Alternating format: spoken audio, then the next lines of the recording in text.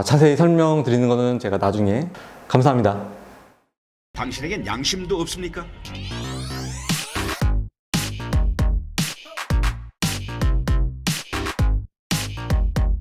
안녕하십니까, 꼬기학사입니다. 제가 지금까지 네이버 블로그에서 여러분을 만났는데요, 이제 유튜버에서 이제 꼬기학사로 여러분께 인사드리게 됐습니다. 최근 바이오 의약품에 대한 관심이 많아지고 있습니다. 특별히 전통적인 이제 제약회사들도 바이오 의약품 개발에 투자를 현재 많이 하고 있는 상태입니다. 특히 우리나라 셀트리온, 바이오로직스 이런 같은 회사들이 바이오 의약품을 제조해서 유럽으로 많은 수출을 하고 있습니다. 그럼 기존의 우리 제약회사들이 만들었던 합성의약품과 바이오의약품의 차이는 무엇인지 오늘 알아보도록 하겠습니다. 그 세계적으로 제약산업이 높은 신장세를 나타내고 있는 요인 중에 하나가 바로 바이오의약품의 활약, 생명공학 기술의 발전으로 의약품 시장이 합성의약품에서 이제 바이오의약품으로 이동하고 있습니다. 특히 2024년이 되면 상위 100대 의약품 중에 바이오 의약품 비중이 50%를 넘어설 것이라고 합니다. 이제 바이오 의약품에는 이제 여러 가지가 있는데요.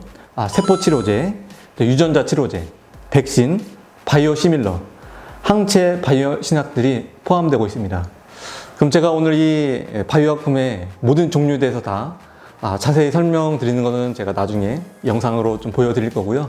오늘 좀 더 개괄적인 그런 내용들을 여러분께 한번 말씀드리도록 하겠습니다. 아무래도 최근에 이제 바이오 의약품 하면은 주식 투자자들도 있고요. 제약회사를 취업하고 싶은 많은 우리 취업 준비생들이 이 바이오 의약품에 대한 정보를 많이 요청을 하고 있습니다.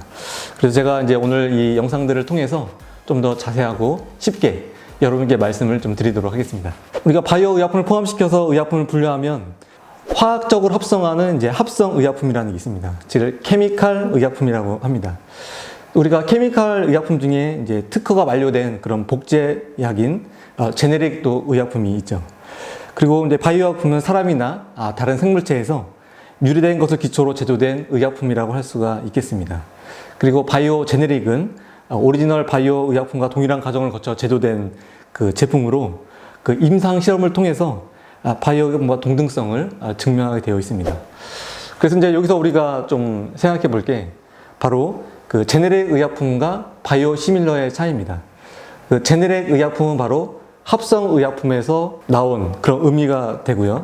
바이오 시밀러는 바이오 신약이라는 제품을 동일한 공정 과정을 통해서 나온 그런 제품이 바로 바이오 시밀러라고 할 수가 있겠습니다.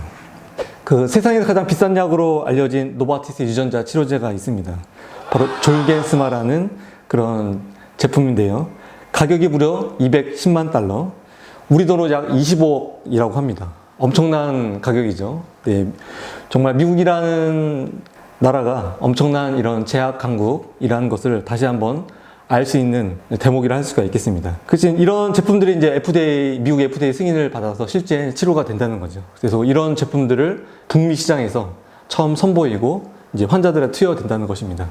근데 노바티스는 알다시피 스위스 제약회사입니다. 그래서 스위스 제약회사든 우리나라 제약회사든 미국 FDA의 승인을 받아서 북미에 진출하는 게 굉장히 중요한 일이고 그런 일들이 다른 나라의 허가에 영향을 줄 수 있기 때문에 특별히 미국 FDA에 먼저 승인을 받는 그런 작업들이 굉장히 중요하다고 할 수가 있겠습니다. 물론 이런 제품을 투여받는 환자 수는 극히 적습니다.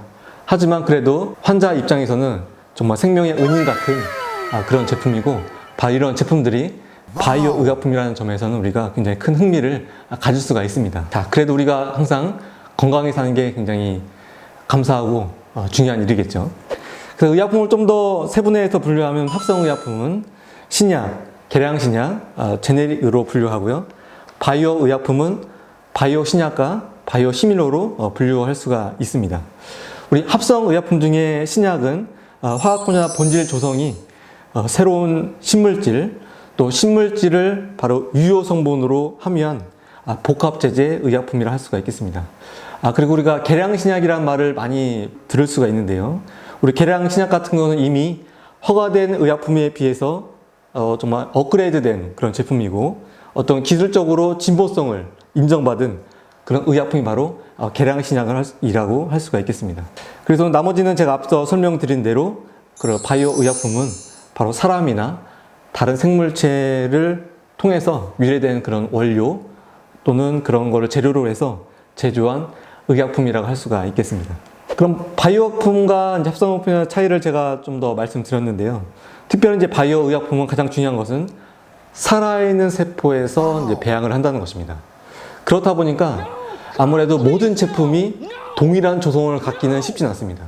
아무래도 바이오 의약품은 이런 기술적인 게 굉장히 어떤 진입 단계가 높기 때문에 모든 제약회사가 다 뛰어들 수 있는 그런 산업이기보다는 굉장히 초기에 큰 투자와 또 정부에서 많은 어떤 지원들을 받아야 시작할 수 있는 그런 산업이 바로 바이오 의약품 산업이라 할 수가 있겠습니다.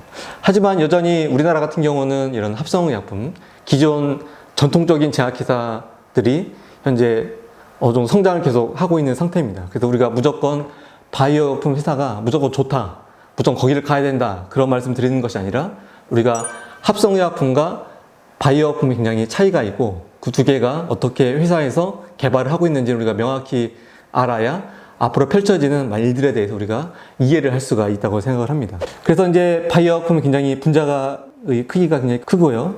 그리고 합성 의약품 분자의 크기가 굉장히 작다고 할 수가 있습니다. 그래서 대부분 바이오 의약품은 주사제로 되어 있고 합성 의약품은 우리가 물로 먹는 경구투여로 되어 있는 의약품들을 우리가 두 개를 그렇게 구분해서 얘기할 수가 있다고 할 수가 있습니다. 그래서 우리나라 같은 경우는 바이오 시밀러 강국입니다.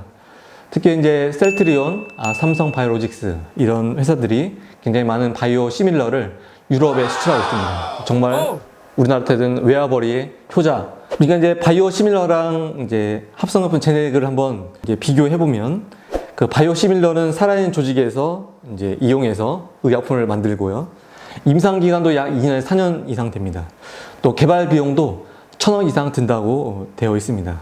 그런데 합성의약품 제네릭은 임상 실험보다 한 단계 낮은 그 생물학적 동등성이라는 허가 절차를 통해서 1년 정도의 개발 기간, 또 100억 이하의 그 임상 비용을 통해서 그 제품을 출시하는 그런 구조가 되어 있습니다. 아무래도 우리나라는 그 영세적인 제약회사가 굉장히 아쉽게 그런 회사들이 많기 때문에 어떤 바이오 의약 시밀러로 투자하는 것보다는 여전히 합성 제네릭 의약품에 투자하는 비율이 굉장히 많다고 할 수가 있겠습니다. 하지만 앞으로 유망한 미래의 산업은 우리 바이오 의약품이 또 되기 때문에 정말 많은 우리 국가적인 역량들을 또 회사의 어떤 투자 방향들을 바이오 시밀러, 바이오 신약에 투자하는 것도 굉장히 좋을 거라고 생각을 하고 있습니다. 그래서 바이오 의약품 중에 종류가 한 4개 정도 우리가 구분할 수가 있는데요.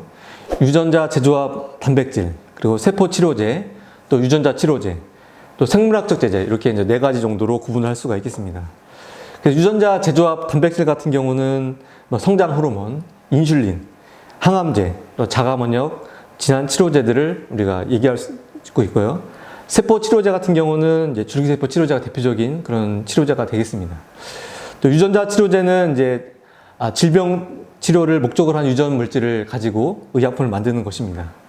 우리가 생물학적 제제 같은 경우는 혈액 제제와 백신으로 이제 나눌 수 있고요. 또 생물학적 제제 같은 경우는 GC 독집자 같은 회사들이 정말 앞서서 많은 그 생산을 하고 있고 해외에도 많은 수출을 하고 있는 것으로 알고 있습니다. 우리가 합성의약품과 바이오의약품에서 합성의약품의 이제 신약은 바이오의약품에서 바이오신약과 비슷한 개념입니다.